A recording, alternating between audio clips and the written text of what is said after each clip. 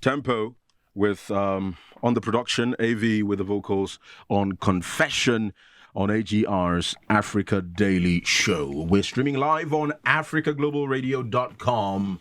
That's where you can find us, and that's where your family and friends who are not listening yet, why are you hiding us? That's where they can also find us. So give that link to them and let them join the wonderful AGR family. All right, so we need to go to the Middle East because we are human. We love life. We love humans. Our brothers in the Middle East are experiencing some trouble, and we want a resolution. We want peace for the children, for the adults. We want a prosperous Middle East for everybody. We must talk about this disaster taking place in the Middle East. On September 7th, October 2023, on Saturday 7th, October 2023, armed men from the Islamic Resistance Movement, also known as Hamas, surprised Israel with an attack from the air, land, and sea. They stormed a peace concert, a military base, and many homes. Hamas, it is said, launched some 1,000 rockets into Israel. With guns, knives, and even farm tools, Hamas killed and maimed anything that moved, adults, children, babies, civilians, and soldiers alike. They also kidnapped others. They have some 199 Israeli hostages currently. Last I checked also, more than 1,300 Israelis were killed. In response, Israel's Prime Minister Benjamin Netanyahu has declared war on Hamas, and the Israel Defense Force, IDF, is currently bombarding Gaza, the territory ruled by Hamas. It has been dark, horrifying days of airstrikes from Israel, as there are rumors about a land invasion as well. Last I checked, some 3,000 people in Gaza have died, including children. The situation has turned into a humanitarian crisis, also as citizens of Gaza, referred to by some as Palestinians, have no power. There is shortage of food, and in some cases, they have resorted to sea for water. Parts of Gaza look like rubble and dust. Ultimately, it is a flow of blood and tears on both sides, as civilians have been caught in the middle. What was the cause of Hamas's provocative attack 2 weeks ago? When is enough as Israel fights back? Is peace possible? Is this a political warfare, or it is religious, or maybe it is both? Well, Mr. Theodore Albright is a dual qualified legal practitioner who has worked as the group head of legal and company secretary for Opportunity International and Vodafone Ghana. He's going to speak in a tape that he sent over, and then I'm going to introduce a gentleman who is with us in the studio as well. This is the Africa Daily Show. Let me take you back over 2,000 years. A man and his family supposedly moved from the greatest empire in his day, Ur of the Chaldees, and migrated, as most people did, to a new land. After a while, the descendants of this man, we shall call him Abraham, became slaves in a certain part of Africa, which we shall call Egypt. About 440 years later, the people, the descendants of Abraham, now called the Jews or the Israelites, migrated to a part of the world which we presently call Palestine. This is just to give you a backdrop and context of how we got to where we are today. And it's important that whenever you see a conflict, you go back a minimum of 100 years to understand the context. Often we focus on content and ignore context, but both are important. So using the biblical Old Testament story as a driver, we know that a kingdom was set up. Its first king was Saul, and then David, and then Solomon.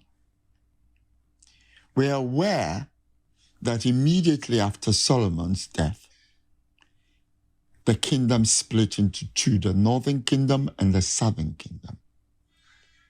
And over time, those in the northern kingdom were taken into captivity. And then latterly, those in the southern kingdom were also taken into captivity. For the most part, they were taken into captivity in the area around the Mesopotamia. So they came back, in a sense, to what would be modern-day Iraq and Iran, with the empires being the Persian Empire, the Assyrian Empire, the Babylonian Empire. But some of the Jews came back, as we witness in the Bible story, with Darius and Artaxerxes, who are historical actors. We know them to be people who lived in history. But the critical and focal point comes when the Roman Empire rises. And of course, the Bible mentions Caesar Augustus, Octavian. By this time, the Jews were smarting under the oppression of Rome, as they had done under the Assyrians and the Persians. And they were looking for a Messiah, one who would be a conquering Messiah to come and rescue them. And so from time to time, we're now looking at about AD 6, which is around the time of the birth of Christ. From time to time, we had uprisings, Jewish uprisings,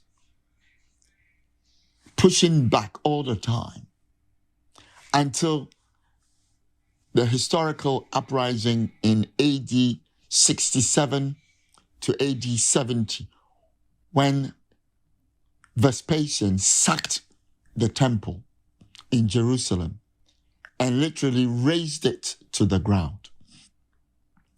And again, the Jews were scattered across the world. Theirs has not been a story to be proud of. Theirs has been a story of woe, because the Christians, who then rose in ascendancy after Christ, did nothing but persecute the Jews. And the Jew, throughout the Dark Ages and the Middle Ages, could not own property, could not get good education, was much maligned, much suppressed. And so the Jew became a byword for prejudice. The Jew became the victim of Christian prejudice. There's no question throughout history that singularly the Jews have suffered incredible oppression. And anybody who wishes to understand the context and the content needs to read Jewish history. And I will point you to a weighty book by Simon Sebag Montefiore, who is presently in Ghana, actually, a book called The Biography of Jerusalem. That makes for a very interesting read. But I digress. So the Jews have not had it easy throughout history. They have suffered persecution, prejudice, and pogroms. They've been chased out of countries, out of Holland, did not have equal rights until Napoleon came in France. And in fact, even in the United Kingdom, the first Jew to sit in the House of Commons, I think, was Baron de Rothschild. And that was a struggle. So the Jews have suffered prejudice and persecution all their lives for about 2,000 plus years. And that content and context needs to be admitted and needs to be taken account of if we are going to address the present situation. And so that is the background. And then, of course, you have the concentration camps during the Second World War, with the massacre, incarceration and massacre of over 6 million Jews. But that's getting ahead of myself, because before then, there was an acknowledgement across Europe that the Jews had been hard done by. And there was a Zionist movement that arose, advocating for a homeland, preferably one that took them back to Palestine, because that was the land where a lot of Jews still lived and practiced Jewry. And that was the land with which they identified. Okay. So that context should not be ignored. Indeed, at one point, Uganda was mooted as a possible homeland, and that was rejected outright. With the advent of the persecution, concentration camps, and extermination, I use that word advisedly, during the Second World War, I think all people, all nations accepted that the Jews had been hard done by and needed to be protected as a people and as a nation. Through no fault of theirs, 6 million of them were put in concentration camps and exterminated. Of course, more than 6 million were put in concentration camps, but the record is that about 6 million were killed. This gives you the background to why the world rose up and supported the need for a homeland for the Jews. But that notwithstanding, my rights cannot trump another person's rights.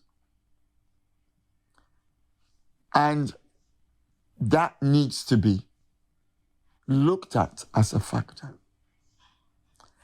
And so, having chosen and advocated for Palestine as a possible homeland, we now met with a problem. During the First World War, Britain and France won at the war with the help of America and became overlords of Palestine. And prior to winning of the First World War,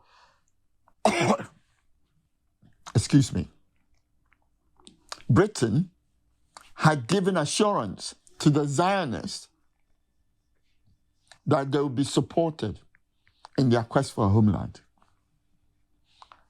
And so this quest materialized in the Balfour Declaration of 1917 and was actualized immediately after the Second World War.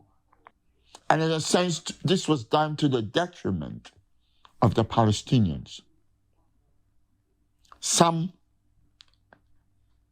if my understanding is correct, were compensated. But some did not agree to the idea of having a homeland for Israel in Palestine. And the intent, my understanding is that a two-state homeland was what was planned. The Arab nations rose up in 1948 to fight the nascent small nation of Israel and lost the fight because Israel was supported by the Allies and the Americans. Again in 1967, again in 1972, 73, there were uprisings by the Arab nations because it was felt that the Arabs had been hard done by. And Arabs, I mean Palestinians, who then ended up as refugees in different countries. And this has been a source of pain and a sore for the Palestinian people. Of course, with such a small nation as Israel, it was important that they grow quickly. So they invited Jews from all over the world, Hasidic and Ashkenazi, from the east, from the west, from the south, and from the north, including the Falashas from Ethiopia, to come and populate that piece of land. The rest, as they say, is history, because those parts of land, patches of land that were occupied during 1967, which, if my understanding is correct, the UN had ruled on should not be occupied, was gradually encroached upon. And I stand to be corrected on this matter. And so gradually, the Palestinians felt that they're being marginalized and pushed to the wall. And for reasons that are still unfathomable, attempts at having a settlement and a two-state solution failed. And I'm not going to ascribe blame to any side, because we need clarity. The PLO on one side and Israel on the other. The Camp David Summit, the Oslo Accord, all of these have not been able to bring the peace and the solutions for the two-state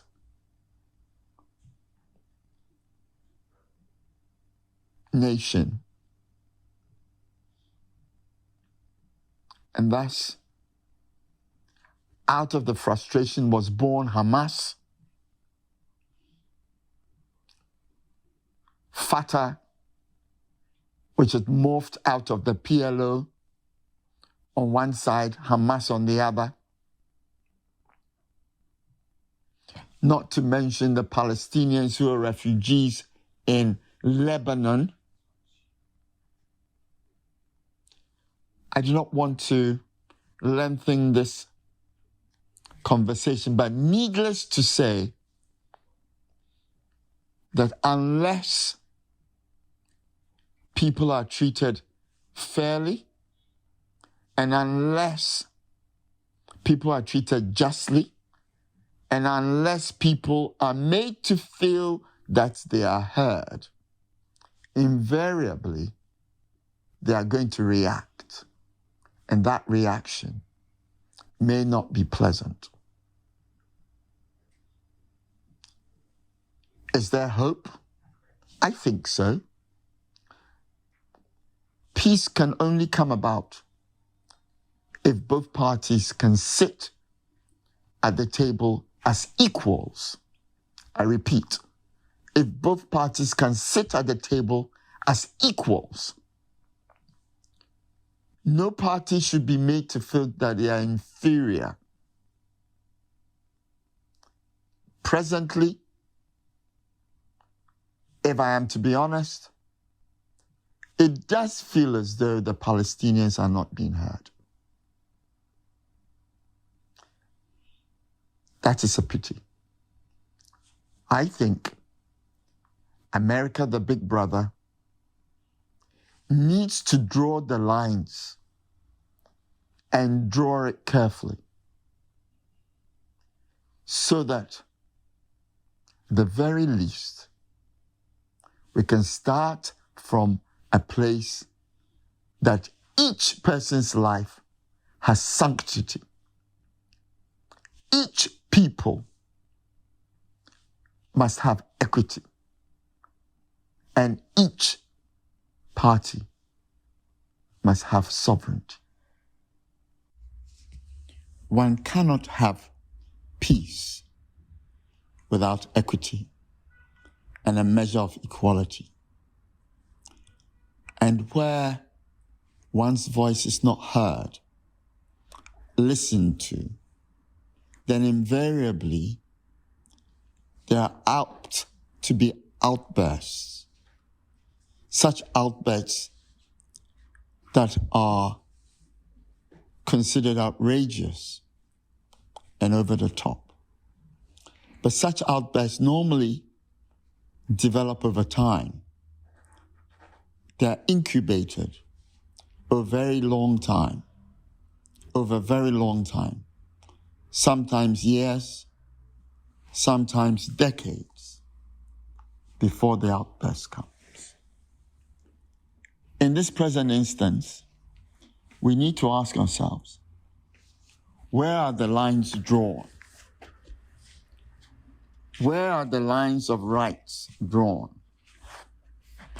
And where are the lines of responsibilities drawn? Where are the lines of security drawn? And where are the lines of sovereignty drawn? It is important that we disaggregate the primary actors and the secondary actors. In this instance, the primary actors are the Palestinian people and Hamas, the Israeli people and their government. And one cannot necessarily ascribe the doings, wrongs or goods, of the government to the people and vice versa. And that is why it is painful and quite a shame that in the instance where, for example, Hamas does a wrong, that we move to punish collectively a whole nation. And in the instance where Netanyahu and his government take a wrong step, we move to castigate the whole nation of Israel. These are the primary actors. And the actions they take should be disaggregated and addressed as such, even though they may claim they act for the whole, like Hamas presenting for the whole of Palestine and Netanyahu and his government presenting for the whole of Israel. You will be aware and you will acknowledge that in each factor, section, there are people who don't agree with their government. How do we address the people when their governments get it wrong? Definitely, it is not by collective punishment. Definitely, we need to have some form of communication. And that communication can only come where both sides, people and people, can be mutually authentic and have an honest exchange.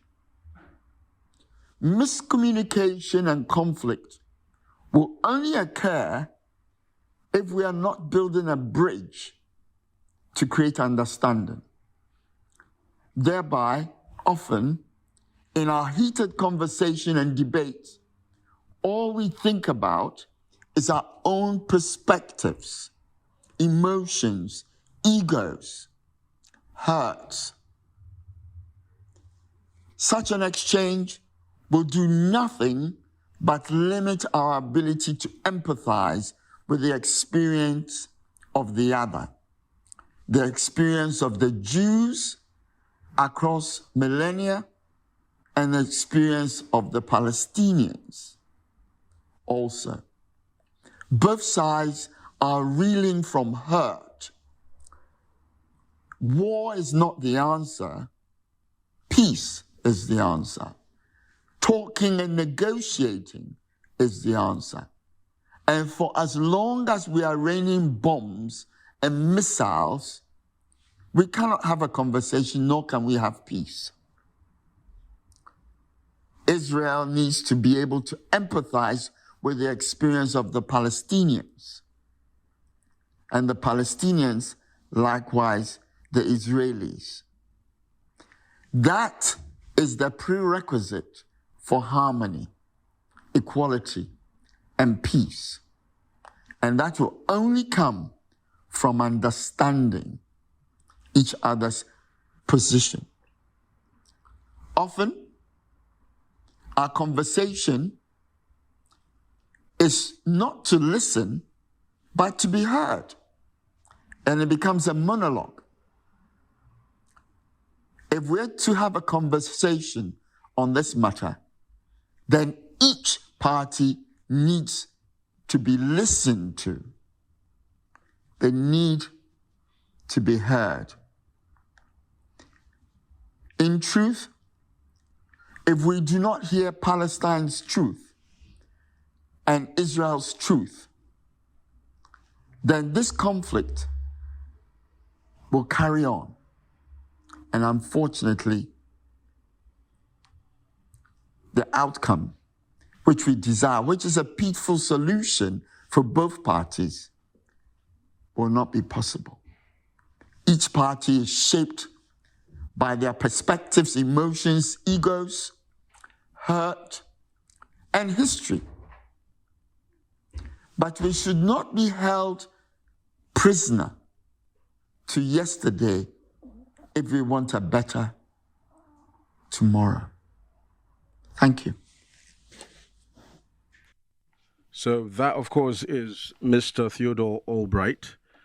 His thoughts on the history, as he said, the context of the conflict between Gaza, you might even want to add the West Bank, and Israel in the Middle East. But presently, the fight is between Gaza and Israel. Some may say, or as has been said most frequently, Israel versus Hamas. At least that was the official statement from Benjamin Netanyahu and his government. All right, so in the studio, we also have a conversation, and it's with Mr. Hafiz Gunu, who is a sympathizer for Gaza. You might also say the Palestinians. And he is also an in-house talent. He's with us this afternoon from our headquarters in Accra, Ghana. Hafiz, welcome. Thank you very much. How are you? I'm very well. Very well.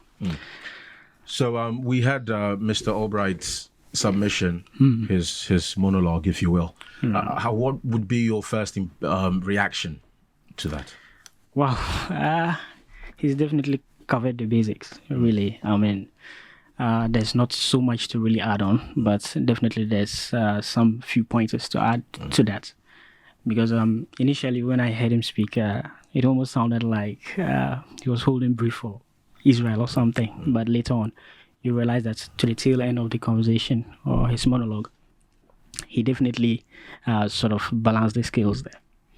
Now, he's made very important statements about given the historical antecedents of exactly how this whole thing transpired and Israelites and where the whole story began. And for me, there isn't a lot that has been said about the Balfour Declaration, and even when you talk about the Palestinians and how the Israelis made their way into, Palestine, present-day Palestine. Now, if you take a closer look at, even how they even came in, the fact is that for the Israelis that basically had or felt they had a biblical claim to the land of Palestine. Remember, if you're familiar with the story of the Bible, Abraham and his descendants were promised a piece of land. Now, according to the Hebrew law and everything, the territory is a bit sketchy. But Canaan, where they describe geographically, is somewhere just outside of Egypt, just because of the fact that they were able to settle after they were, kicked out of Egypt and everything. The story surrounding that. They walked out of Egypt. Exactly. So if you take a look back at, the historical antecedents, you realize that even these Arabs and, Jews are cousins. Because if you take the story of Abraham, the patriarch of all, had two sons, Ishmael and Isaac.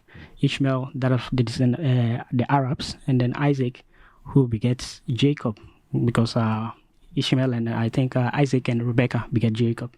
Now, for Jacob, if you're familiar with his story, this was a man that, Jacob, essentially the name Jacob means supplanter, deceiver. But we all are familiar with how, he acted with Esau, and then the birthright and everything, went to bed, apparently wrestled with God and gained the name Israel. Yes. Now, Israel, as we are told, after his demise, we are talking about his descendants. 12 tribes of Israel finally emerge. So for the Israelites, it's not just they feel they have this closer connection to God because of how, Jacob came about. And when you talk about Jacob, he was renamed Israel. So after his demise, you had the kingdom of, King David, who united under the kingdom of Israel, but later his grandson, Rehoboam, there was a split, like he mentioned, the northern part, which was called Samaria, and then the southern part, Judea, kingdom of Judea, they called themselves. So they were scattered all over Europe because of the empires that rise and fall. We are talking about the Persian, the Greek, the Romans, like you mentioned. And so when that happened, they were scattered all over Europe. And when they were scattered, now the thing was that they consistently looked for a home because at the end of the day, in Russia in the 1880s, there was what we call the pogroms, where they were persecuted. It's a Russian word for massacre of an ethnic, tribe. In France, there was actually, I think, this Jewish soldier that was wrongly convicted and persecuted because of that. So it became clear that they needed a home. So they began sniffing around. And where did they come up with? They came up with places like Argentina, even places like Uganda, like you mentioned. So these places didn't particularly appeal to them. Now, remember I mentioned Canaan in the first instance, and that was where they turned their attention to, Palestine, Canaan. Now, when this place they turned their attention to, the fact was that this was a place that wasn't properly governed. It was just one vast area of land that the Ottoman officials laid claim to. So there was something you would call a lot of landlord absenteeism, where, let's say, I'm in Accra here, but I own a piece of land in, say, northern region. So if you wanted to get a piece of it, you actually talk to me. That is here. That is not actually there. So people that inhabited the place didn't exactly have a say, even though they tilled the land and everything. So that was clearly what was going on. So for the Jews to be able to go in there, what did they do? They started buying large tracts of farmlands and started moving there slowly. So when they bought it, what happened is that now initially when you buy a land, you even get the Arabs to till the land and keep them there as tenants. But what happened was that the Jews that started buying these large tracts of farmlands, they will buy them and then kick them out. So slowly when they came in there, they realized they weren't even speaking Arabic. They didn't assimilate. They just mingled and had their own group doing their own things. So slowly some sort of resentment was started to build. So they had their own thing going on. So the Palestinians, like I said, were not like, there wasn't a sense of nationalism. So it wasn't like a place where they were organized and knew what was going on. So for the Jews that came in, that was the whole strategy.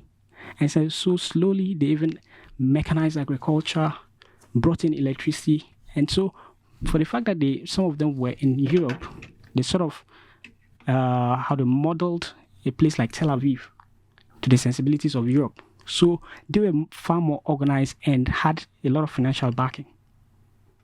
So with everything happening in there, they were very stable. And that was when World War I came in, the Balfour Declaration, where Britain wanted to go to war and they needed, money and everything for support. And they went and saw Rothschild, who was a British Jew, very wealthy British Jew. And the Foreign Secretary of Britain, then, we're talking about Balfour, he's Arthur Balfour, he decided to put pen to paper and then recognize the Zionist cause. So once he recognized it, what would mean is that it served as a template to whatever peace deal they were trying to make later on. So it sort of legitimized everything that was going on, the land grabbing and everything that was going on there. Because, it means the big dog now recognizes what you're doing. So Palestinians, clearly, a form of resentment started to build. So every now and again, they will go and bomb places and all that. So these were the little things that started building, and we had these packets of violence every now and again erupting, and then these movements started to, build up. Now for Israel, well, they were much more organized. Those that were abroad kept coming in, sending in some money for them to, expand their settlements. And let's not forget, when they were trying to build, now when they came in, they sent in the first group of migrants that came in. They called them in between, I think, 81 to 1903. They called it the Aliyah. That was the first group of migrants that came in. So after they came in tranches and kept settling, now resentment started to build. And Britain, in trying to resolve the whole issue, because after World War I, they shared the whole domain and mandate, and somehow Palestine fell under the British mandate. And what they decided to do was, okay, you know what, we want to resolve the issue. So in 1939, they tabled a white paper, which some say actually favored Palestinians if they actually took their time to look at it. But because of the divisions and infighting and whatnot, they failed to do that. They refused and walked away from negotiations.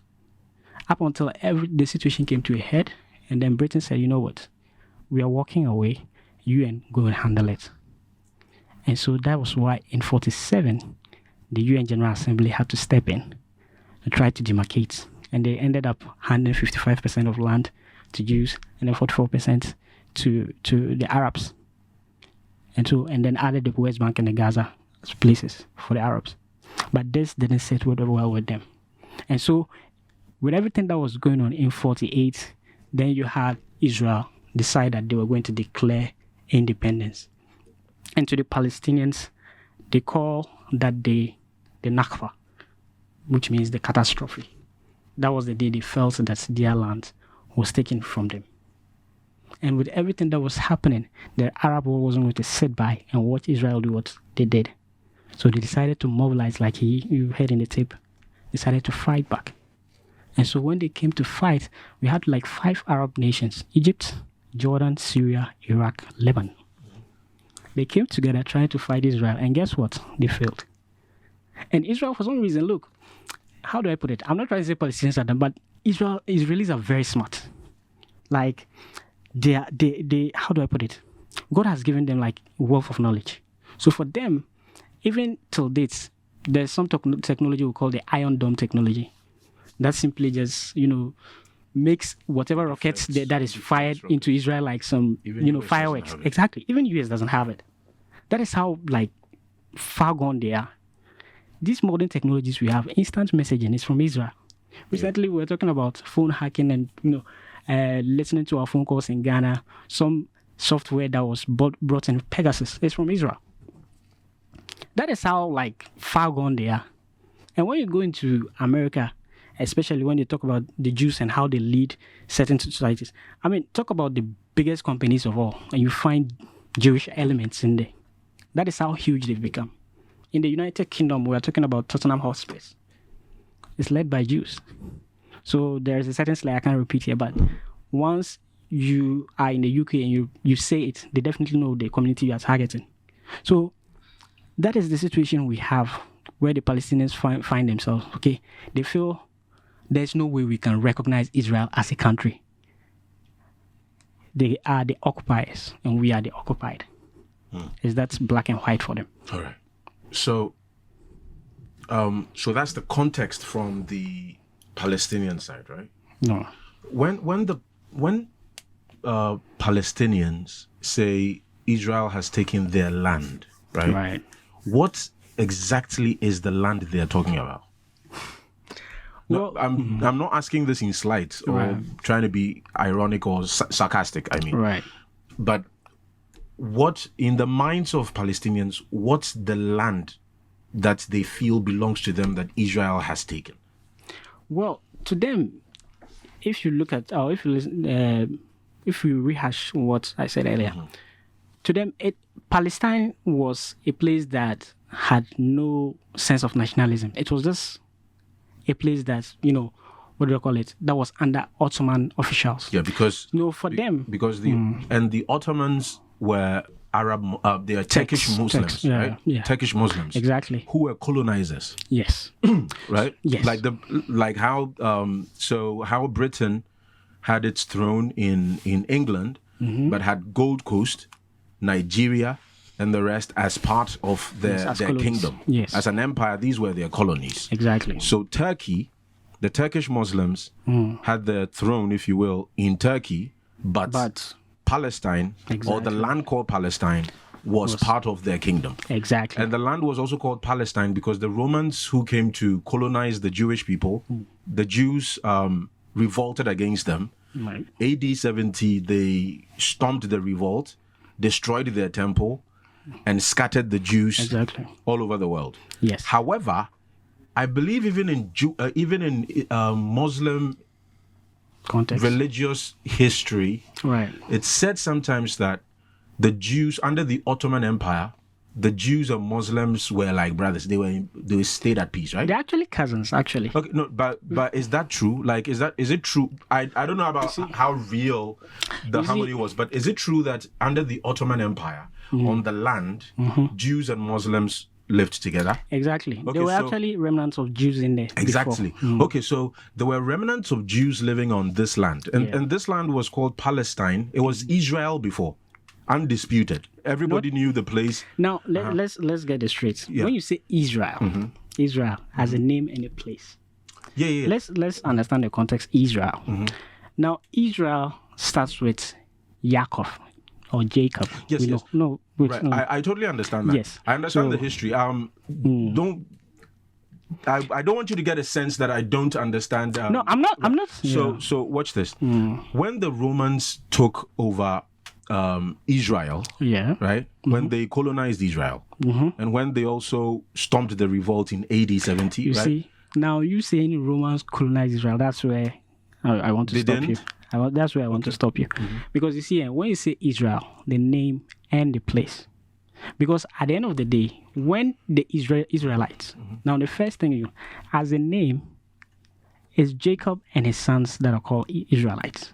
No. So wait, no, I'm coming. I'll come to the place. Don't worry. I get you. I'm just trying to build a certain structure. But that's already understood. Yes, I know, but just indulge me a little. Okay, all right, cool. So when you start with Jacob or Yaakov, okay, and his sons, the Israelites, you have the 12 tribes, okay? And with the 12 tribes, we had the northern aspect, which is the kingdom of Samaria, Yeah. and then the south. Now, but the thing is, that was the name. The understanding, the biblical understanding of the place called Canaan, not Israel. Remember, the Israel is the name of the people, the Israelites, not the place. No. So in Abraham, Hafiz, Abraham's Hafiz, descendants. When you rightly said David set up a kingdom, and David set up a kingdom, Solomon took over the kingdom, Right. and then later on it was divided the northern part and then the southern part. The Yes. southern part became Judea. Yes. The northern part was called Israel. That's where Kingdom of Israel. that's and, where Samaria or was. Samaria. Right. Yeah. That was what Samaria was. Yes. And all north and south were all part of the land that Palestinians believe is theirs. Yes. That's what Yes. That's what you're saying. under Canaan. Yeah, I understand. But Yes. before the Romans took over this place, because the Romans are the ones that named it Palestine. Right. And they named it Palestine to insult the Jews.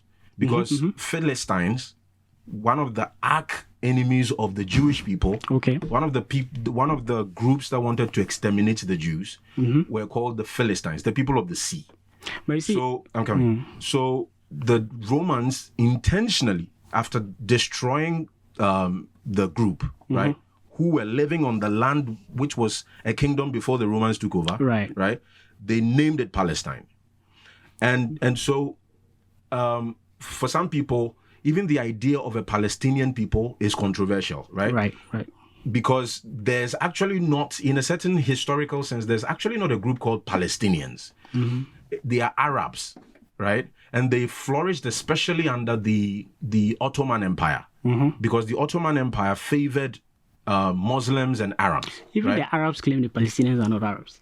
Yeah, so there's that. So there's that. So that's why, and that's why I think when Israel took over the land, however people have said it, when the Palestinians had to, so the argument has been Palestine or Palestinians can go to so many Arab states. There are about 23 Arab states. But then when they also go there, they are not accepted. Right? So it creates a certain tension. Is that the truth? It creates a certain tension because Egypt won't accept Palestinians. Lebanon won't accept Palestinians. Even Iraq, that apparently is supporting this whole conflict, will It's not still a accept. dicey issue. Yes. So Hafiz, Mark Twain also said something. When Mark Twain visited the land, Okay. this whole land, he said it's a desolate country whose soil is rich enough but is given over wholly to weeds, a silent, mournful expanse, a desolation is here that not even imagination can grace with the pomp of life and action. We never saw a human being on the whole route. So this is his journey, right? Okay. So it would appear, and it's been said that about 1 million people, not more than 2 million, but around 1 million people were living on the land when the Ottoman Empire was dissipated or destroyed, right? And 10% of them were Jews. But let's Right. not just stop it at the Ottoman Empire. Right. Because you see, there were so many empires that came and gone. Oh yes, of course, yeah. So we're talking about the Romans, the Persians, the Islamists, the Crusaders even. The last, yes, Exactly. and then the soldiers for the Ottoman Empire, they also destroyed their masters and ruled. I've forgotten. Exactly. It starts with an M, but they also ruled over the place, right? But the last people to be taken away were the Ottoman Empire, because after World War After One, World War One, that's when Britain had the mandate. the mandate over the place. Yes. So Britain has a mandate over a land which is really huge. But you right? see, for me, I think the buck stops with Britain. Because at the end of the day, Britain wanted some form of support. Now, with the call to actually have, a homeland, and this only started because a man named Theodore Herzl wrote a white paper on what exactly a Jewish state should look like. And so when he wrote it, it became so popular that they adopted it. So, and that began the rise of Zionism. So when you even talk about the Jews and how they've gone about things, in between there, you realize that some of them are not in support of Zionism, but Yeah, of course. Judaism. Yeah, of course. So- Because for them, because for a lot of people, they think Israel is Yes, and even a religion. exactly, the Israel is Israel not now even is a state. exactly. Well, it has the Judaism. So- it has different forms of Exactly. So Jews you and have all these, religious elements getting in there, and you have some people even pitch camp with, say, Christians saying, "Okay, we are with Israel," Muslims say we are with Palestine. yeah, of course. Yeah. And you And realize that some Christians also are not for Israel. exactly, they are and for you Palestine, even because there are Christians in Palestine as well. exactly, and the whole confusion But here Hafiz, is, I mean, you realize that Hafiz, you said something. When Britain took over the place, Palestinians, the Arabs were on the land at the time, yes, who were the majority, right? Israel, the Jews on the land, not Israel, but the Jews on the land the were like minority. 10%. Yes, very minute actually. Very, very minute. Yes. Right. Which we could get into why they were minute, but that's not important. Right. However, the group of people that had a sense of we want to start a nation Yes. were the which people? were the Jews. were the Jews, Yes. not the Arabs, Yes. who are now called Palestinians, Yes. right? But they were there, and then, but for some reason, they were not organized. They were just all over the place. Okay, so someone So another thing that even disturbs me, if you will, is how when the Romans destroyed the temple, Okay. now it's a mosque that's on the temple, Al-Aqsa Mosque. right? Yes. It's a mosque that is on Yes. Israel, the kingdom of Israel's. I mean, the historic Israel. Yes, it's in Jerusalem. I understand. Yeah. So do you also understand, or do Palestinians also appreciate that? Excuse me to say Okay. this. If a kingdom took over Arabia, right, Saudi Arabia. Saudi Arabia, and built, let's say, a church or a shrine, right, Okay. on the Kaaba, would it be an insult? And built a church on the Kaaba. Yeah, like ransacked the Kaaba and built a church on it, or built a shrine on it. No. It wouldn't be an insult. They didn't do that. I don't know where you're getting No. this. What I'm trying to say is, in understanding the hurt, right? The hurt because we have to understand the hurt from both sides, right? Right now, a group of people say 6 million of our brothers and sisters have been killed, like animals. They've been gassed. Right. The only place apparently they didn't persecute Jews were China and India, right? And you should remember the Holocaust also won them a lot of sympathy. Yeah, Because which of is it. understood. And Palestine is enjoying a lot of sympathy now. Is it not? It's not. I don't Are think you so. sure? Take Palestine is the big enjoying players. Take the big players in the equation. The United States and Britain and all No, that. those are governments. If you go to America, have you seen the protest in London? Look, Have you seen the protest in favor of Palestine? forget it. And what has it done? No, wait, You see- because you the see, at the government- end of the day- see, Albright at the end of the said day, something. Albright said something. The ship carriers government- are still there. Yeah, but you see, Albright said something. The government is different from the people. No, we can say that, but we all know what happens. Yeah, okay, so but this Hafiz, this is why Israel will also attack, and then civilians will get hurt. Why? Because what you just said means that you see- we can't distinguish Hamas, which is a government, from Palestinians who are citizens. You see, right? in every battle or in every war, there's something called proportionality. Okay, now you can't take the fact that someone launches a rocket. 1,000 rockets, Hafiz. Well, let's go with 1,000. 1,000. Let's go with 1,000. You can take the fact that someone launches a rocket, and then you turn around and then launch massive airstrikes on defenseless civilians, Have you seen? and then call that your defense. Right, Hafiz, Now, but because at the end of the Hafiz, day, have you seen the it's like videos? swatting Have you seen the videos of A what fly Hamas- with a sledgehammer. No, Hafiz, Like, I saw a human being Okay. whose head was being hacked off with a hoe. Like, Oh, but wait. look, there's a lot of. Let's not even go there. There's a lot of media war also going yeah, on. there's that, and Eh, it's also so- happening. It's also happening on the Hamas front. There's a But lot of watch media this, war but watch going. this. Yes. Watch this. So, and there's that. I love that you also brought up the media PR that's going on Yes. on both Both ends, sides, actually. right? So- For example, this hospital that was apparently bombed by Israel. It was bombed. It wasn't apparently bombed. It was bombed actually It was bombed, of course. No, Yes. bombed. Yes, we all appreciate that it was Yes. bombed, but by who? by Israel. That is what Hamas is saying. However, the US, Israel, I even saw the BBC and CNN have they have a piece on it, which shows it's very probable that this came from within Gaza and not outside because of the creator. With those tiny rockets they've been launching, Because it of was. the creator. You actually think You see, it's, the creator that was- you it see- can create such an impact? No. Have you seen where Israel has bombed and the impact see- it has, you see, right? okay. And then where this hospital was bombed, right? If you realize the cars are all parked, it's not a heavy impact bomb that was used there. Sorry. And so, I'm not defending them. I'm trying to say that on one end, U.S., Israel, and some media investigations have said it looks like the thing did not come from Israel. If it had, it would have been more devastating than it was, right? But Hamas is saying no, it was Israel that fired it. Israel also says it has intercepted You see. calls between Hamas and Islamic Jihad, And right? here, let me So- just cut in here. Uh-huh. And this is where Israel, for some reason, they've been getting away with it because you see, Israel has said so many things, denied or distanced itself from so many things, and it turned out not to be true. Let me just go just in recent memory. recently they conducted some vaccinations of of Jews, Ethiopian Jews, in Israel. Now it turned out that what they were actually doing was giving them contraceptions without their consent, essentially eradicating the black Jew population in there. This was something that came up so many times, and they continuously denied it. And just recently, they came out to admit it. Okay, so in the that- admission, is this So- is this a government sanction? Because Hafiz, we have to understand something. You see- we have to understand. We could also have conversations about the Christians who have been Jews and Christians who have been maimed and killed in Palestine and in Arab countries. That's also another conversation to have. The Christian and Jewish populations in Arab states have dwindled. Would If you we, are agree? if we are talking about Christians and Jews don't even respect Christians that No, much. it's not every Jew.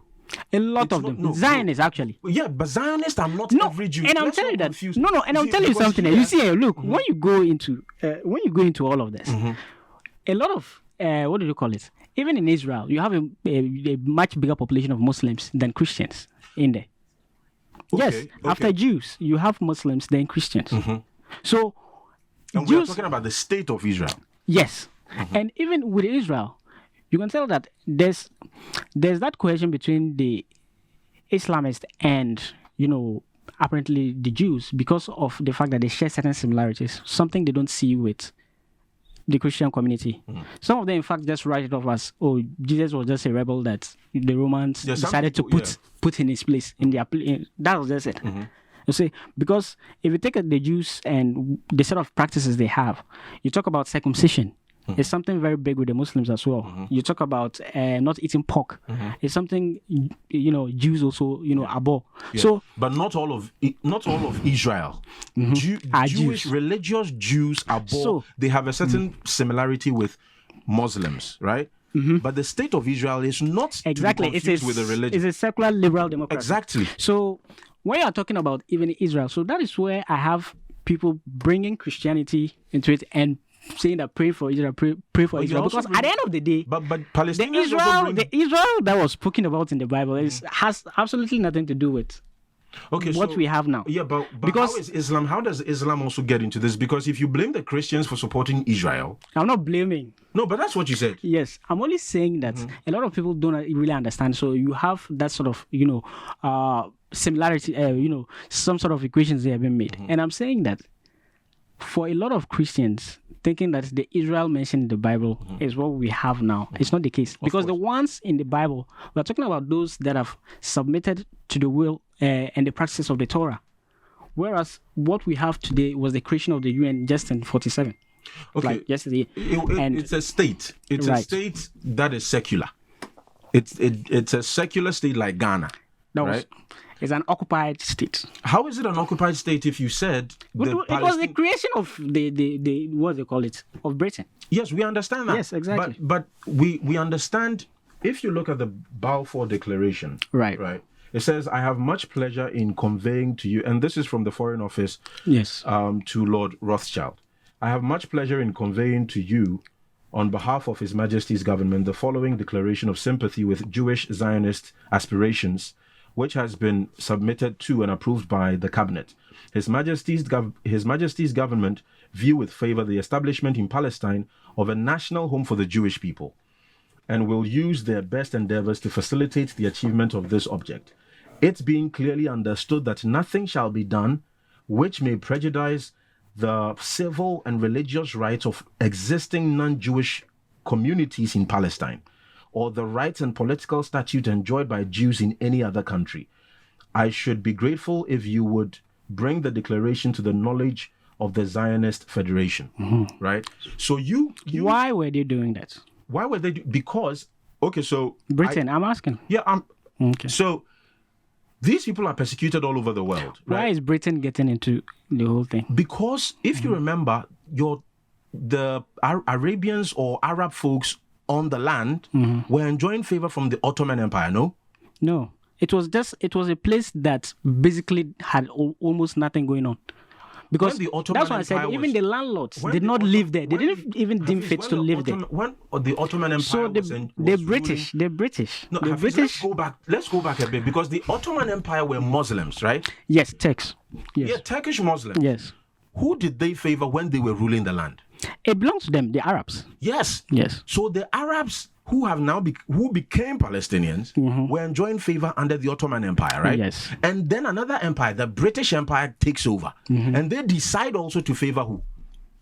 you They too. decide to favor people who have been persecuted all over the world. And listen, the declaration says, You're getting it all wrong. You see, how am I getting it wrong? Because the declaration says they would help a group of people who are on and the I was land, asking you why. You just still haven't told me why. Why would they help them? Why is Britain suddenly helping them? And that is why.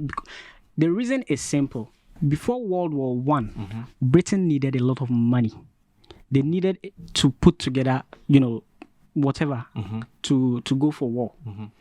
And in trying to elicit this support and garner a lot of money, they decided that it was time to interact with the Zionist movement. And that was why they decided to interact with Rothschild, Okay. who was a very wealthy Yeah, of British course. Jew and who was a known supporter of the Zionist movement. Okay. So Hafiz, you're still establishing. So the whole you're still idea, establishing- the Hafiz, whole idea was to get chummy with him, get in on his course, and then say, okay, we'll support you Okay. if you would. But Hafiz, you do do this. understand, as I said, the Ottoman Empire favored one people on the land. How is it favoring them when they are there? They are the majority. So that's why they would favor them. Why? How is it favoring them? Turkish Muslims. It's like saying Saudi Arabia is favoring Muslims. Like, come on. No, the Turkish were not from the land. I'm saying that- We've already established Yes. that the Arabs who It's their came on- land, okay. It was, so The it became Ottomans, their land. Ottomans. It became Let's their land, get right? this. The Ottomans oversaw that land, so it was theirs. Now, as to whether or not there were certain minorities, Okay, of course. so Hafiz, understood. How did it become the Ottoman Empire's land? By conquest. Exactly. So Britain also comes Charlie. and takes. So are you understanding that two empires So- are responsible for what just happened? So you're saying that One empire. even though there was the majority, the Palestinians there, it was okay for Britain to sidestep them and then do the bidding of the minority. they No. did not sidestep them. That's what they did They did not essentially. sidestep them. Because look, If you have 1 million, if I occupy a space and then there's a foreigner in there who is seeking to do one or two things, and then for some reason you come in as the big brother and then decide to, for whatever reason, back the one that the minority in there. Exactly. The question then is, what is your motive? No, they did not. They did not just mindlessly back them. What did they do? You admitted that one group had desires to. It had a sense of organization, right? And that happened to be the minority, right, on the land, who had been oppressed by an empire called the Ottoman Empire, right?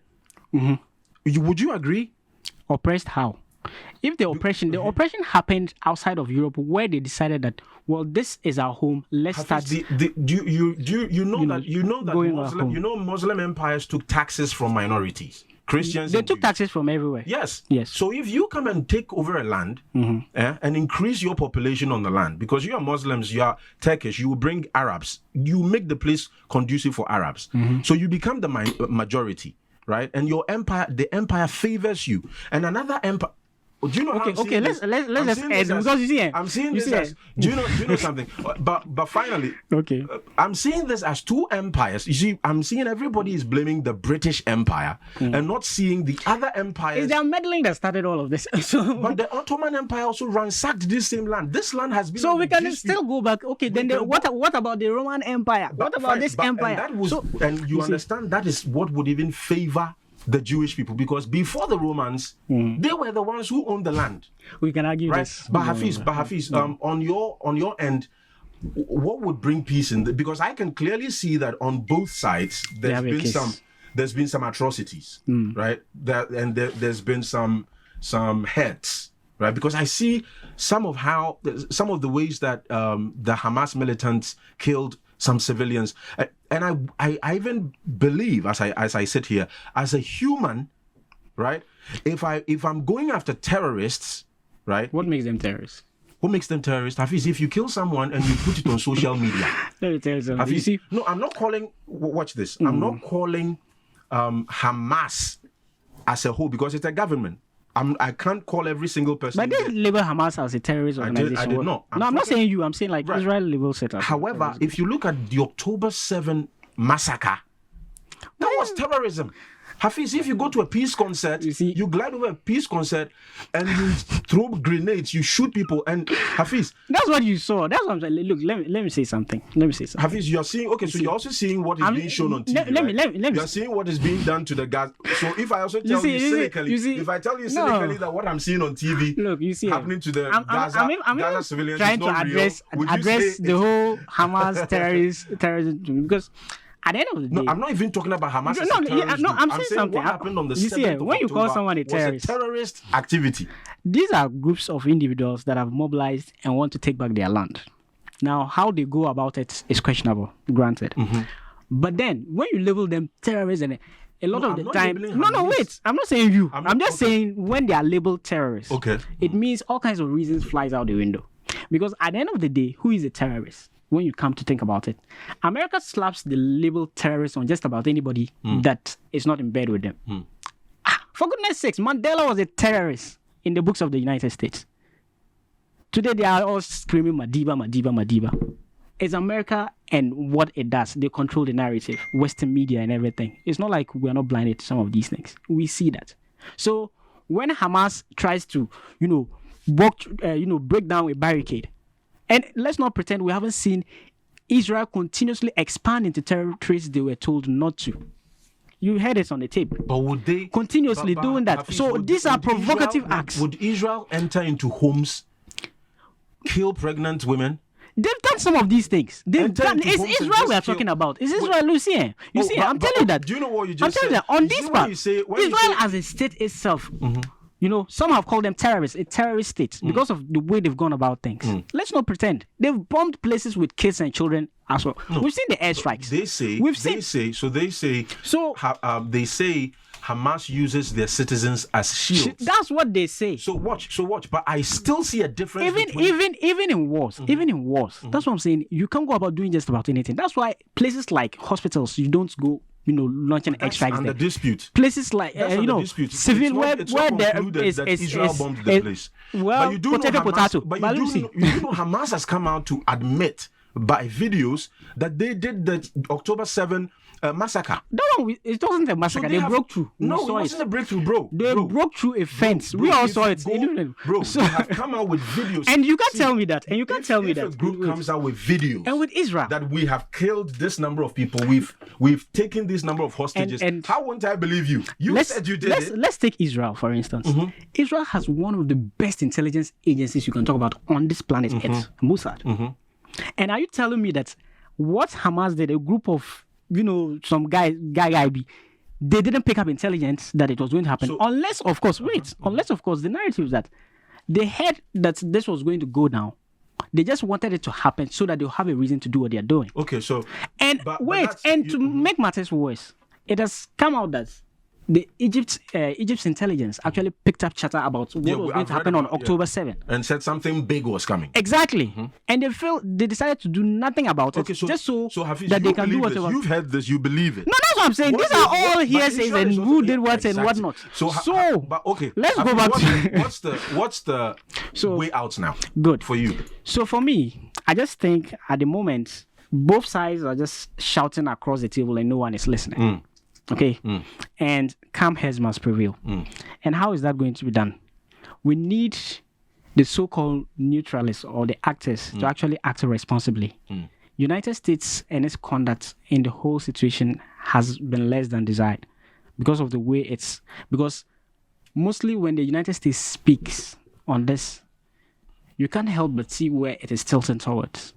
And that for many is very disappointing, given the big brother status of the United States and her allies. But Recently. Iran is also behaving as a big boy too. Oh, come on, Iran. Iran is also behaving as a big USA and Iran in the same sentence. But you see, what was I? Okay. So, Yeah, you're saying that they seem to be speaking for one side. exactly. And that seems to be very problematic. In fact, recently a ceasefire resolution was pushed by Russia, actually, at the UN to at least bring some ceasefire to the Russia that is bombing, Russia, yes. bombing Wait. Ukraine is And when they asking did for it. that, we are talking about These you powers. see, exactly. And guess the countries that turned it down: US, UK, France, and Japan. They shut the whole thing down. Now the question is, why would you do that? Because you see, there's Is reason. it because it's coming from Russia and No, China? it's not.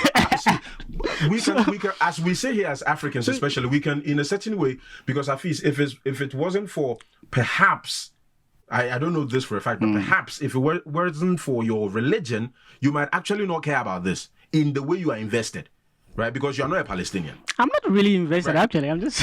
I'm also, Okay. in a certain way, my sympathies are for, but as I said, my sympathies are mostly for even the Christians, which is not a conversation in this issue. Right. The real conversation has become, I'm not an Israelite. I'm not a Jew. I'm not I'm not for Judaism. I don't practice Judaism. So I really don't have like a dog in the fight, right?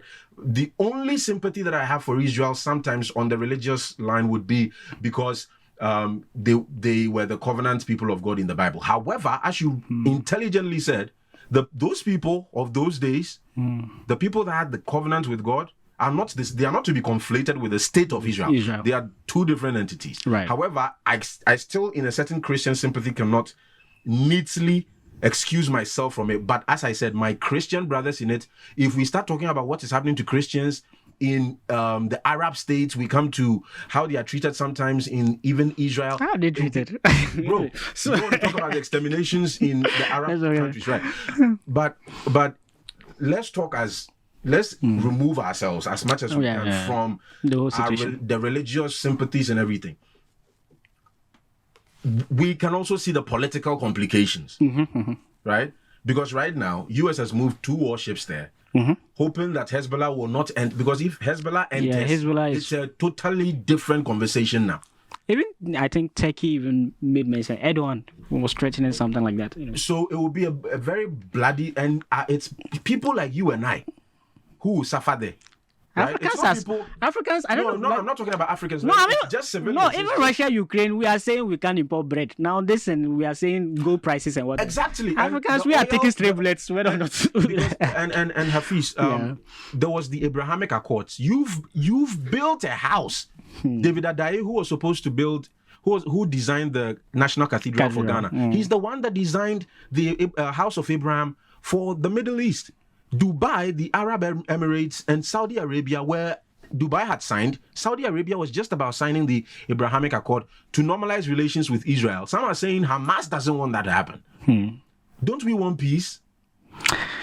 Well, How do we come to that place? You see, in every war there are interests. Right. Because at the end of the day, you see, we will sit here and say, "Oh, wars, they are not good," blah blah blah, and never forget that for every war that you see, there are certain vested interests that benefit from the situation. Take, for instance, COVID, when we're all running helter-skelter. Oh, COVID, we want. But laboratory, technicians were cashing out. Of course. Millionaires were made in China. People were because making of- good money. So in times of wars, of course, you have people that sell rifles make good money. So at the end of the day, we need to really audit the interests of all these parties to this conflict. Okay, drown out all the noise from the US, from the Arab League. Have a conversation. What exactly is the problem? Is it something that we can't still just have a ceasefire and have a conversation about? Because I think a conversation is where it starts. Because look, if they keep bombing, there's going to be casualties every now and then. Nobody wins in a war. There's never anybody that wins in a war. So who says what? And I think that is where the United States, I keep saying, that has failed the world, basically. Because in this big brother role, you can't be seen as playing two sides. Something that happens that is clearly condemnable. Because every now and again, if it's on the part of Hamas, you mention names and condemn it. Now, if Israel does same, you can't come and play both sides. Both sides, there was that. No, you don't play both sides. You call it out as it is. But for some reason, it appears Israel seems to get away with things when they do things or when they're accused of doing things, and you expect the big brother to come and call them out, because it looks like they are the only ones that will speak and they will listen. So what you're saying is we want a world where Israel can be called out for the wrongs it also does. You Yes. feel like it's always the... It feels like it's one-sided. Right. Yes. Okay. And that for me is an issue. Because you see, at the end of the day, peace isn't just the absence of war, but the presence of justice. So, yes, you can say we should stop fighting and everything. But at the end of the day, what systems, what conversations are going behind closed doors to have people, continuously or just try to put behind this chapter? It's one word that, for me, generations to come is still going to continue. I mean, think about all those distractions they are causing and the kids there. Because and also if you look at Hamas's covenant from the beginning, it's to exterminate Jews. Well, Yes, it's clear. even some Jews, I won't say all Jews, but some Jews, when they see a Christian, like, I'm supposed to kill you, really. But they So- don't. But they don't. So No, they don't. And I would all of them understand- say I would things. understand And for why- every I religion, would there are understand- extremists. Of course. Yes, so but who is living? You see, the problem is when the extremists they seem to color the rest because the their voices drown out the others. yes, I and guess. people can't also stand up against them because they are men of violence. You understand? Then it becomes, because I don't think every Palestinian is evil or is a terrorist. No. Right. It's even possible the government Hamas, not everybody in there agrees with terrorist You see, tactics. and right However, now- are they able to stand up against? Right now, you see, when you look at the destruction that is going on, it appears the casualty is more on one side than the other. Like it's devastating more on the other side, because as you you see, said, Israel is superior to exactly even America Their in sup- some way. Exactly, their military might is a no doubt. Mm-hmm. Okay, that is how big players they've become. So even in your response, that's why people are saying, okay, be measured. Because if you So- if you see so if you see your brother, hiding some of the videos, you see a guy who is running on the pavement and he just slumps onto the floor and blood is just oozing out of his head.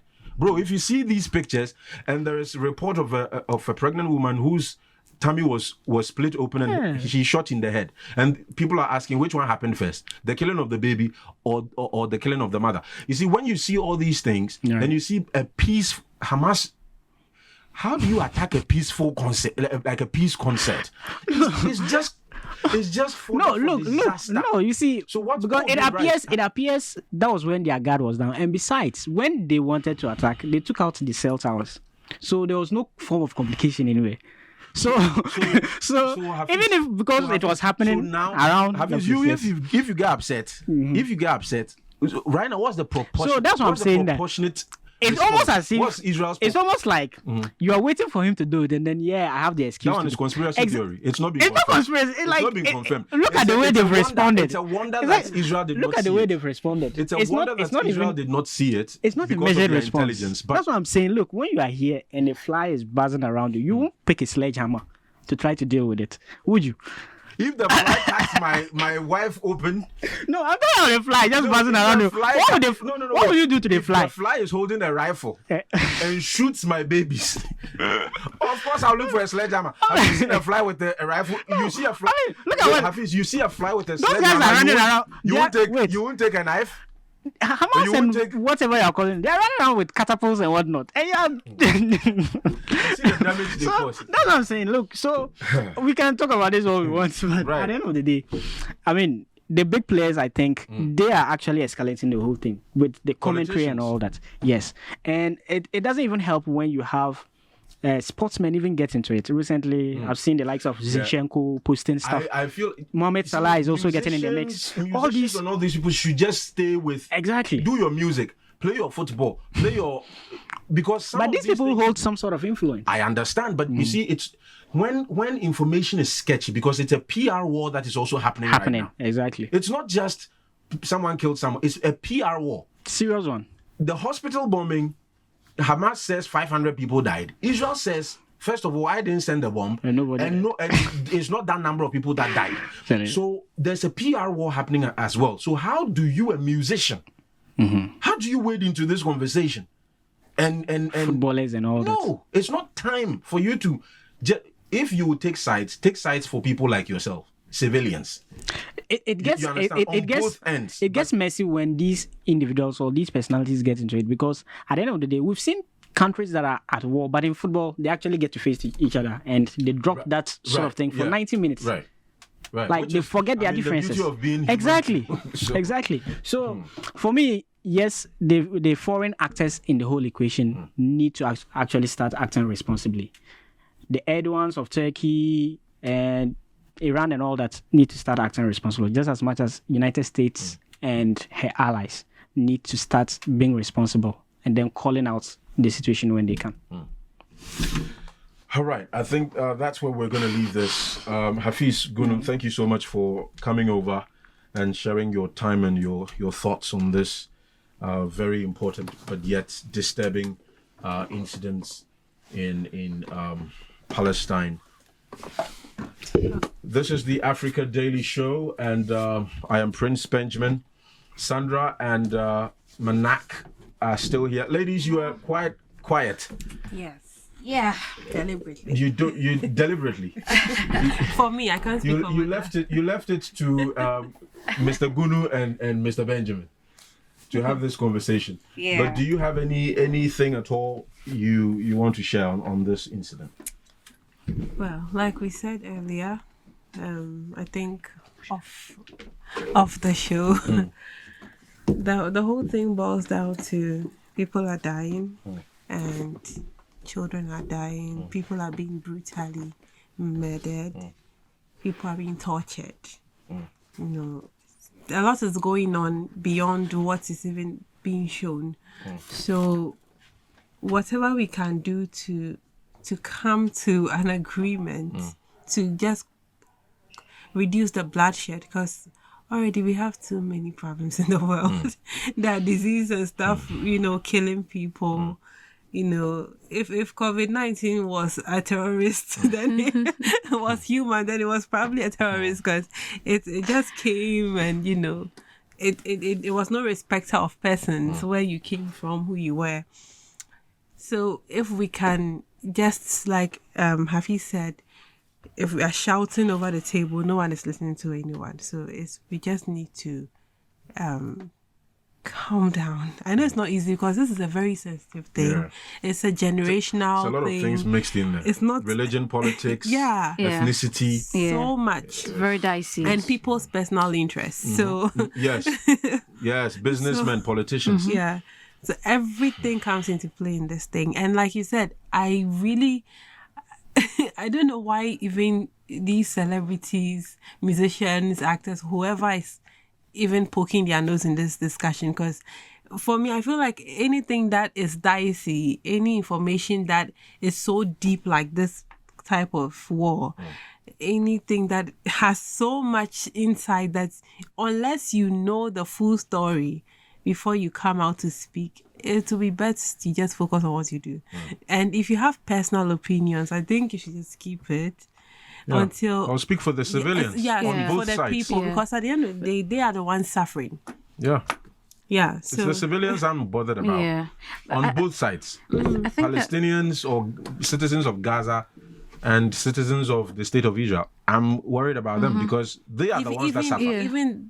Imagine there are tourists there and they encounter this. So Right. they get stuck in And the all the middle people of... that were kidnapped, it's not all of them that were Jews. exactly. Some were apparently even the peace concert, some of them apparently were pro-Palestinians. So it's a very messy, situation for both places, Gaza and the state of Israel. But It's dicey. I think one message I pray, I hope. I mean, all we are looking at is that in the end, peace will prevail. Like this will be settled and sorted. With the celebrities, I think that some of them, a few have had, I think their message have been about resolution, basically. Some of them. I think it's not picking sides, but the message has been that this war comes to an end and whatnot. a lot have also, Have their a good number of preference. people have also chosen, the sites that they think they feel, Yeah. which is cool. I mean, we live in a world where you are free to say whatever you want. But I But think in this I case, think it's in these situations. Yes. Speak for the underdog. Who is Yes. the underdog? It's the Yes. citizens on both Yes. sides, right? It's not the citizens of Israel and it's not the citizens Mm-hmm. of Gaza. Both ends, the babies who are being killed yeah, who are killed by Hamas and the babies who are being killed because of bombs from IDF. What did they know? Where does it go? And you see, this hurt will live with them, and if they don't control themselves, they are recruited by all sorts of ideologies, Yeah. and the war continues unabated. It's You really know, sad. so it's a very But do we think this is going to end? I don't know. Because I It's think possible so. to Yes, end. it's possible to end. There are so many wars Very that have possible. ended. Yes. But you see, winning in a war, how you define your victory in the war is the problem. If you want land and you just want land, you see, from all that has been said, all sorts of people have used the sword, guns to take that particular land. there's a lot of bloodshed. There's a lot of bloodshed on this particular land. You understand? So, how it will be sorted out, I do not know. It might take some divine intervention. I do not know. Because this is beyond me. This is beyond me. However, it needs to be settled. But how one person will define victory?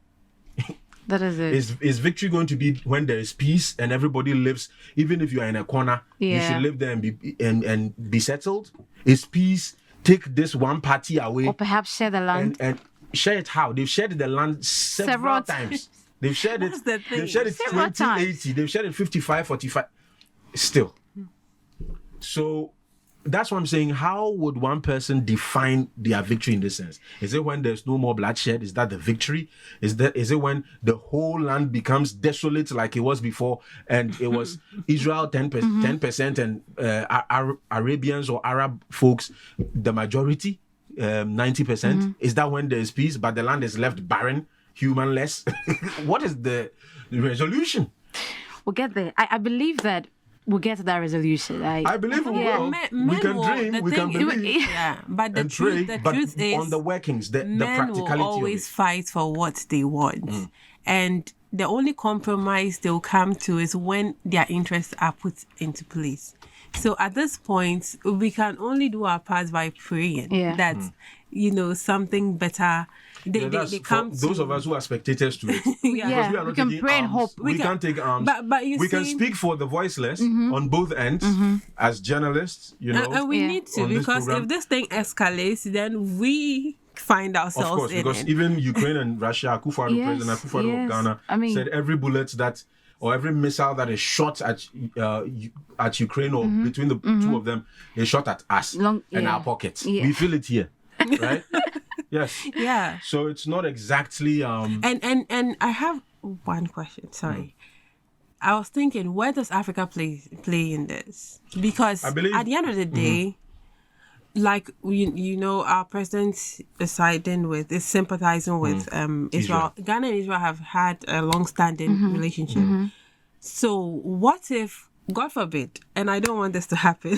So what if this thing escalates and these countries, some of these countries that have already taken sides and those they are sympathizing with, this thing escalates, automatically they see you as part of Israel. Yes, but if that's you why, side with them. So that is why, that is why this conversation is important, not because we want to take sides as civilians. A state may take sides because states have covenants. Yeah. You understand? Yeah. Covenants embedded in history. There's a time that maybe when they were in trouble, you came to help. It's a covenant that has been created. Anytime I'm in trouble, you would have to come and help. Rescue. You understand? So Israel and America, the UK, West Europe may have their covenants. Yeah. They may have their agreements. Yeah. But the human beings, because you see, if Hamas declares that every Muslim everywhere should go after every other group or this Jews, after Jews, they will come to the Christians. You understand? If the IDF or the extremists amongst the Jews also declare that everybody who doesn't believe as they believe is an enemy, is war everywhere. But you see, if we have these conversations and Ghanaian civilians and others can understand, this is not my fight. I have no reason to take a gun and shoot Sandra. I have no reason to take a machete and cut off someone's hand just because of someone's fight somewhere. Yeah. My friend has done nothing to me, but you see, it spreads like poison, like what happened in Rwanda. It spreads like poison. There's a lot It's of just ideology. It's just emotional- someone telling you this person is the cause of your downfall. This group is why you are not prospering. And then, True. but if this group is why you are not prospering, is the answer killing your brother? And so you see, if you look at the Rwanda genocide, you see people who say, I used to feed this boy. I used to help him go to school. Like, people you see and say good morning to, they become Complete like enemies. complete different human beings. Destructive machines. But that's why I think that's where we individually have to control ourselves. That yes, some chaos, some distractions, but can we control ourselves and say, no, Manakis, I know Manak, she won't do evil to me. If I've seen you killing my family member, that's a different Yeah. conversation. And I think that's how, for you know, That's what I'm that's saying. how For people are them- taking it, because they're affiliations.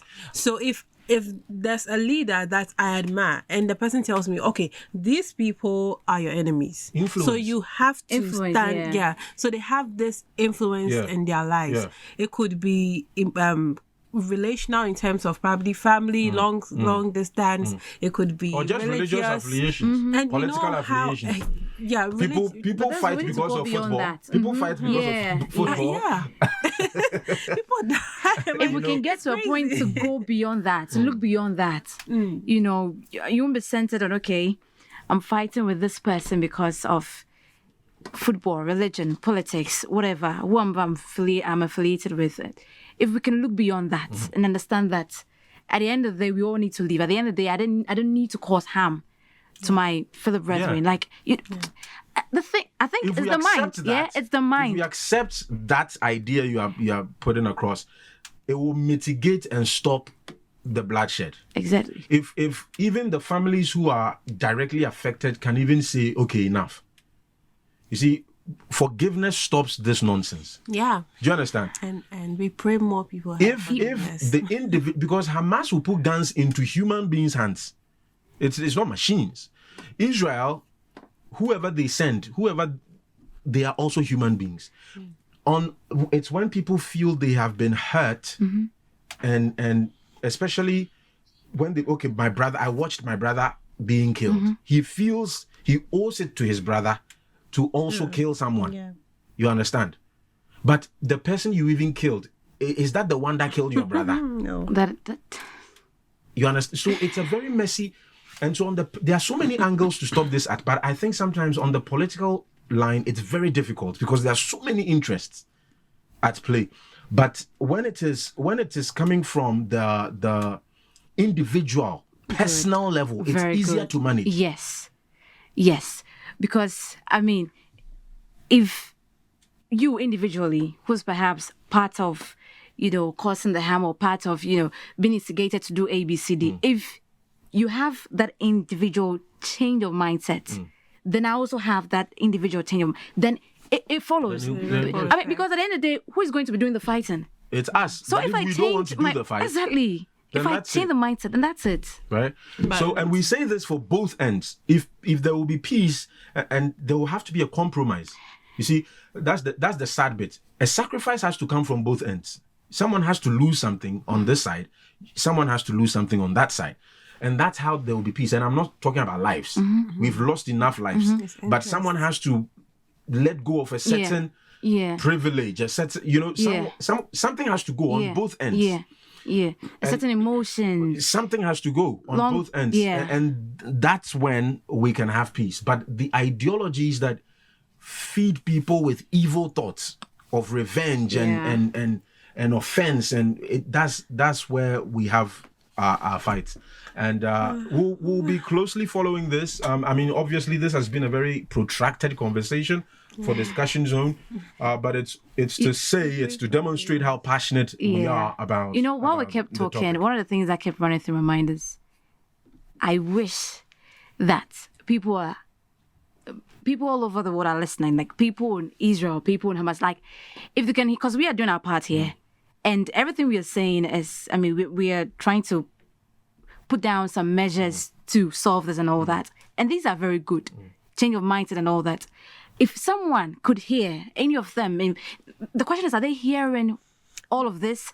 Because this change of mindset, it has to do with a lot. Someone, you being counseled or you being spoken to, talk there are to. people- I think there are it's people on the it's ground like, who yeah, are- they don't. There are people on the ground who do these things, but Yeah. you see, when they think of history, when they think of sometimes it overwrites a lot has these, a lot plays. human instincts of peace and Yeah. forgiveness. It takes. That's why they say to err is human, but to forgive is divine. It's forgiveness. It's almost like a spiritual thing, because to say that someone has done this to me, I've watched them do it, but I will not retaliate. It takes something beyond your humanity. True. A lot of strength. It takes a lot of insane and real, surreal strength to do it. And that's why you can only conclude that is divine. It's coming from outside of you, right? It's not a human thing. So, So in the end, we'll pray and hope. and, For the and best. every human institution that is at work on the humanitarian level, on the religious level, to cause peace Yes. and settlement and calm, we pray that God helps them. Right? Our And leaders. yes, and also media persons, this is the time to be circumspect. The more we take sides, the more we stir the Yes. the anger. Exactly. We play Exactly. a very big The more role we in stir this thing. Big. the anger if we big take role. sides. So let's be as circumspect as possible. Let's be kind in listening to everybody as possible, and at the same time be bold to speak the truth to whoever we are talking to. Everybody has a role to play, and it's on.